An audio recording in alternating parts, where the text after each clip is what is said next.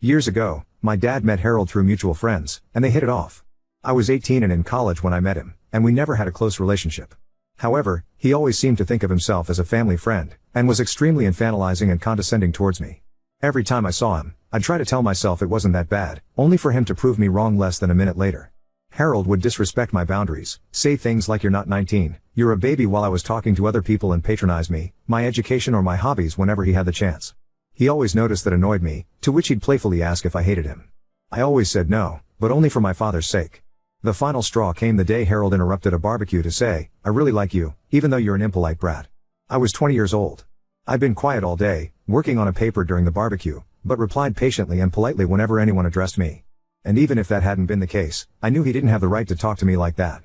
After that, I started making an effort to avoid any events I knew he'd be attending. Yesterday was my father's girlfriend's birthday. They threw a small lunch party at my dad's apartment. I went there with my fiancée and our 6-month-old son. Harold was there. I hadn't seen him in months, but he still talked to me as if I was a dumb child. Never mind that I'm engaged, a mother, and 26 years old. I spent the whole party ignoring his helpful advice about me being too young to get married or be a mom. It helped that most of the other guests seemed to disagree with him. My baby spent most of the afternoon sleeping. There's a bassinet in my old room. He woke up hungry, so I went to breastfeed him and excused myself from the party for a while. I got back to jokes and comments, all from Harold, about how I was probably struggling if my son was managing to leech me away for so long.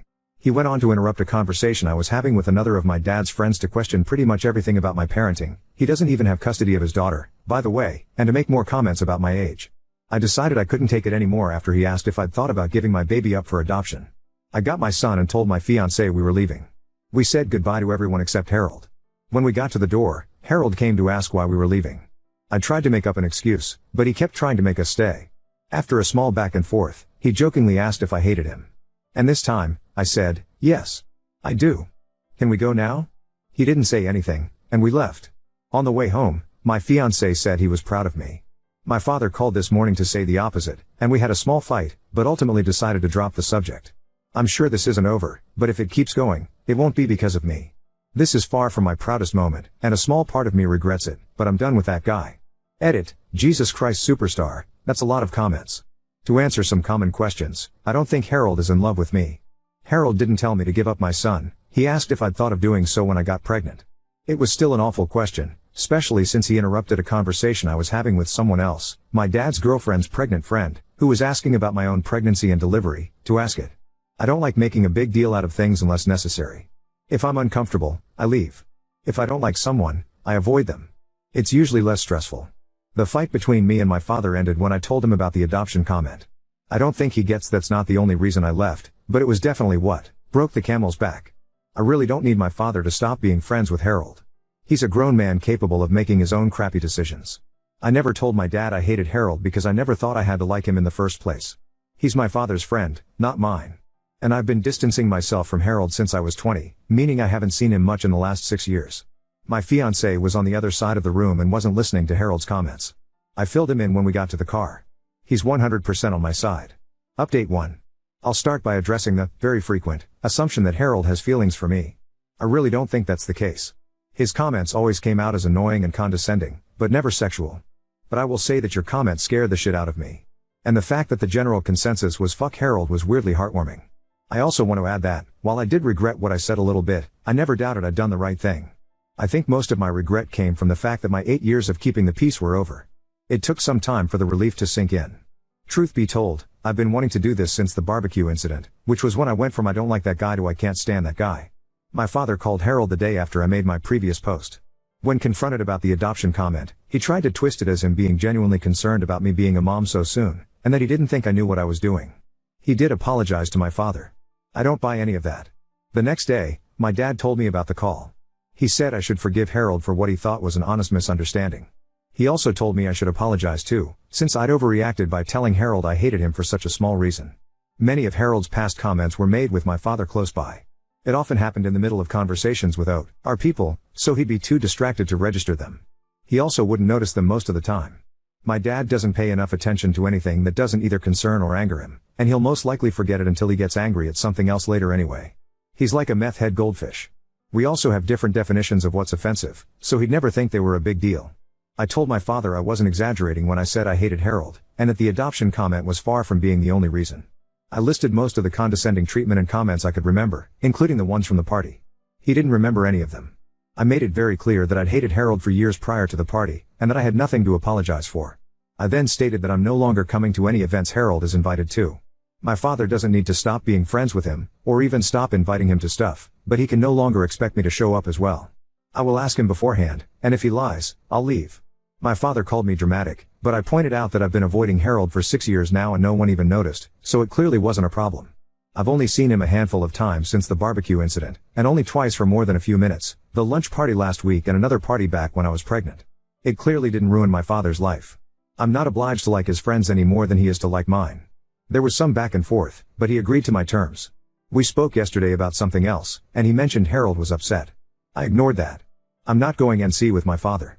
Yes, I'm very well aware he's an asshole, and I came really close to cutting ties with him in the last few years, but I ultimately decided it wouldn't really fix anything. Maintaining my relationship with him has gotten a lot easier since I moved out, as we only see each other a couple times a month. He gets frustrated that I don't call or text much, but doesn't complain about it anymore. I don't see the point in going NC with someone who no longer has any say in how I live my life. I'd rather just take note of what my father did wrong when I was growing up and then make sure to raise my own kid differently. He's on thin ice, though, and has been for some time. He's not allowed to babysit, mostly because I don't trust him to spend more than an hour alone with a baby without falling asleep on the couch. I began pushing for him to start doing therapy back when I got pregnant, and he finally got started back in June. His behavior around me and my younger sister, who still lives between our very divorced parents, has improved a lot since, and I've made it clear to him that he won't be allowed near my son if he stops attending. This is the first time in my life my father has improved his behavior. It's hard to be hopeful, but I'm trying. And if I ever do go NC with my father, it won't be because of fucking Harold. So that's it. Overall, I'm glad I don't have to deceive anyone anymore. My relationship with my father is rocky, but I won't dwell on it. My main responsibilities are my son, my fiancé and my job, and that's not changing anytime soon. And to those who mentioned Jesus Christ Superstar and Blue Oyster Cult in my last post, has anyone told you you're fucking awesome today? Because you are. Update 2. These past few months, I've been caught up in raising a toddler, getting married, yay, working like crazy and rewatching Supernatural. Needless to say, I've been busy. Openly avoiding Harold has been working pretty well. My father has been respecting my boundaries. Whenever he invites me and my husband over for lunch or dinner, I ask who else will be there. If Harold's coming, he tells me. He hasn't lied so far, and doesn't usually insist when I tell him I'm not coming. Since my last post, I've only seen Harold once, at my dad's birthday party, a few months ago. Yes, I knew he'd be there. My father promised he'd tell him not to talk to me. Also, some of my father's friends' kids, most of whom I used to babysit, would be there. I hadn't seen them in a while, and I love them more than I hate Harold. I ended up spending most of the party with my son and the kids. Harold didn't talk to me at all, so I guess my father was true to his word. My husband and I did catch him staring at us a couple times, but I decided to ignore it. I caught my husband staring back once, and the walking marshmallow I married actually managed to look threatening. I love this man. You know who did talk to me? Harold's girlfriend. Yes, he has one now. She interacted with me twice. First, she came over to coo over my son before making a comment about how he needed a haircut. Ha ha ha, I already hate you. Later, she approached me and said, "You're shy, aren't you?" I said no. She laughed and said, "Yeah, you're shy." She said all that in the same tone one would use to talk to a 6-year-old. I managed to keep my expression schooled. Otherwise, I would have told her I'm not shy, I just chose to spend the whole party with the kids because they were better company than her and her annoying ex-boyfriend. So yeah, based on both my interactions with her, Harold's girlfriend is insufferable. In other words, they're perfect for each other. I don't have much else to add. My father broke up with the woman he was dating last year, long fucking story, and has a new girlfriend.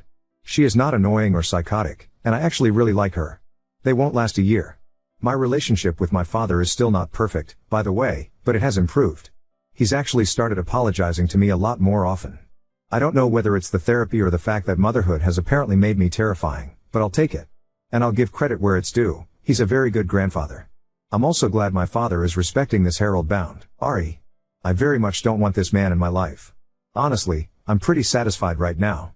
My little boy is thriving. Part of me really misses the baby times, but I grow prouder and prouder every day. Getting to know my kid has been fantastic. Now on to second story. Discovered my neighbor's illegal shed blocking my property. Now they're stalling and the city's doing nothing despite mounting fines and letters.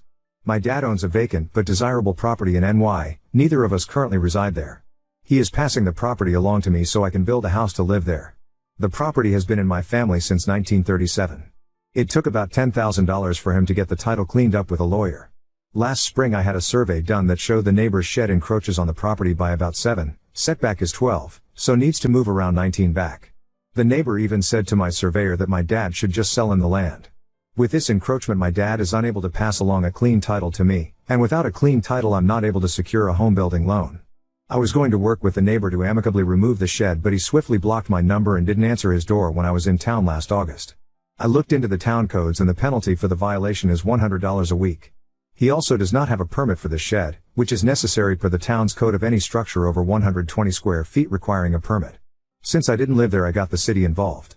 The building inspector told him to remove the shed from our property. Neighbor ignored and refused for about 5 months. Then the building inspector had the city attorney write him a letter in January giving him 60 days to respond. The inspector has not given us a copy of the letter. We've requested it multiple times now, so I'm unsure of what all was said in the letter. I've also requested that the inspector enforces the penalties as well as an injunction to padlock his shed for further use. Those requests were ignored as well. We didn't hear back for about 90 days from the neighbor after the attorney's letter, but he agreed to move the shed. Woohoo, right? He then said we need to get surveyors to pin where he should move his shed so he doesn't have to do it twice. We have 3 different surveys of the property, and there are pins at each corner. I called our surveyor and it would be $700 to mark where he should move the shed. I felt that I shouldn't be responsible for getting his shed into compliance. This is his violation and I've been patiently waiting and delaying an entire year. I don't care if he isn't within the full means of the 12 setback, he just needs it off my property to appease me at this point. Initially I was willing to get the surveyor out again and pay for it, but my concern is that if we do that he's still not going to move it in a timely manner and keep moving the goalposts for us. Neighbor even said it would take 5 months after we pin the property. I don't know why he thinks it will take 5 months to move the shed. I called around and got quote from shed movers. One said they could do it next week for $575. I've got a lawyer in my back pocket who will be my last ditch effort. It's expensive, a letter alone will be $1,500, and will take a long time, so I don't love that idea. He said we could do a revocable license for the bit of land, but I'm not giving the neighbor anything at this point. I want to put a driveway and definitely a fence there now too, so I'll need that land. At this point I understand why my neighbor is being a jerk, he wants to get away with whatever he can. But I can't understand why the building inspector is letting him get away with everything. Why no penalties? Why no injunctions? He was very unhappy when I called the town clerk and asked for more information because the inspector doesn't answer mine. He's been so ineffective on this and it's having real repercussions for us. We're renting in a call area that we don't like and would love to have made progress this year to move ASAP. The neighbor should have racked up at least $4,400 in penalties so far, and an additional $2,000 for the 5 months he wants to tack on. I feel like that would invoke actual pressure for him to move it, right? So what is my next step here to get this done ASAP? Is there someone above the inspector with the city that can help me with this? How can I get the town to actually enforce the movement of this shed and its penalties without being such wet noodles about it? Any ideas? Update 1. So a few weeks back I went to Home Depot and we bought a Sawzall. We went to the neighbor's property in the middle of the night and, not really. For all you burn it downers and Sawzall at Sayers, my attorney said by no means do anything like that. He said do not touch IT. In any way. Ever.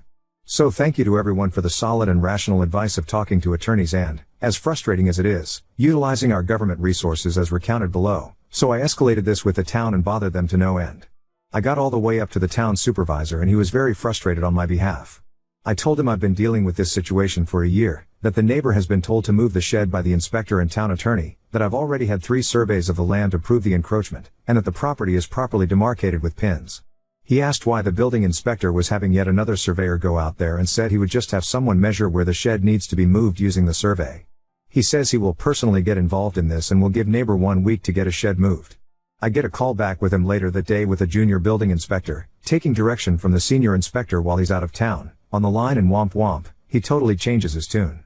He said I have to get a surveyor to go out there to pin the property line again but specifically next to the shed.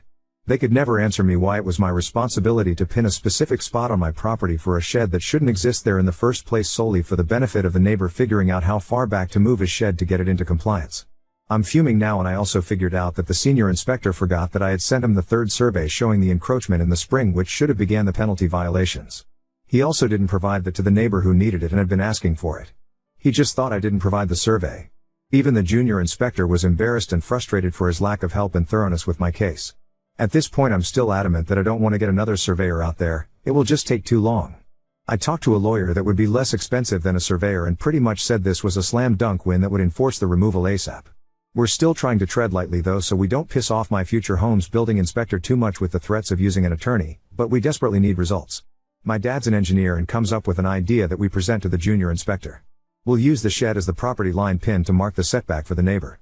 The shed is shown on the survey and we can see where the property line crosses through the shed, so we just need to measure and mark those places IRL. It's stupidly simple and similar to an idea I mentioned months ago about measuring the setback from the shed, but they approved it. I used the survey's CAD files to set up the measurements for where to pin the property line and 6 setback lines. In my last post the setbacks were at 12 but changed at some point that month. Another piece of important information that the building inspector forgot to mention to me: when my dad and husband went out to go mark the shed using Lee of sight, they met up with the neighbor and he was so unbelievably nice. Mind you, we've all been blocked, ignored, had our no trespassing signs taken down, and been told in the past that we should just sell him the property.